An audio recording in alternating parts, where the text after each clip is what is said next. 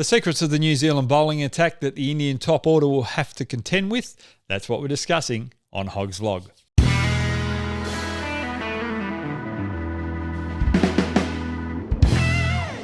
Well, the World Test Championship is just around the corner. It's a quality New Zealand bowling attack up against the best batting lineup in the world, India. Now, what attack will New Zealand go with in this World Test Championship final? I am predicting it will be an all-out pace attack. They'll have Bolt, Southee, Jamieson and Wagner. They'll utilise either Mitchell or de Grandin at number 7 to bowl some medium pace overs to take the workload off the frontline quicks, and they'll have Williamson to bowl some off-spin. They won't go in with a frontline spinner because they don't have a genuine wicket taker in that department. Now, what are the strengths of this all-out pace attack? Well, they all swing the ball both ways, the Duke ball, what we've seen in England so far.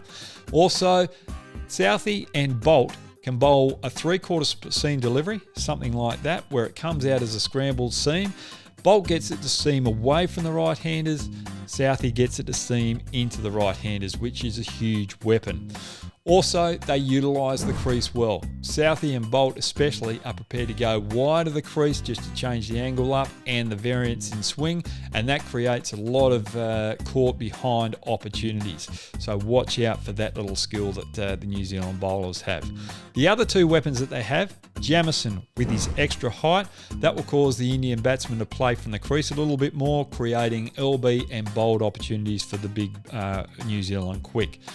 If India have a little bit of momentum and they're controlling the game, then they've got Wagner who can come in and bowl some hostile short pitch bowling spells. And those spells aren't short spells, they're long spells. If we look at Wagner's history, he can bowl spells of over 10 overs plus, and he can do it multiple times in a test match. So that is a big strength for New Zealand. So they've got some skills there in the quick bowling department. Now, let's look at some of the stats for New Zealand that I just want to show up with you. In the first 20 overs, they don't really take too many wickets. Between the 20th and 50th over, they get a couple of more wickets there. The figures tend to be a little bit better. But it's between the 50th and 80th over where the New Zealand pace attack really take effect, and they pick up a lot of wickets in that particular period of play before the second new ball. So that's something that India have to look at. Now let's just quickly look at the Indian stats. I've got my stats over here while they've got them on the screen. You've got Gill averaging 29 against pace, but Sharma 54 against pace this year. Pujara, he's only averaged 22, which is a bit of a problem. Kohli 33, Rahane 44, which is good. 43, get it right, Hoggy. Pant 32 and Jadeja 40. So they've got a lot of weapons against the pace attack. So let's look at the key matchups.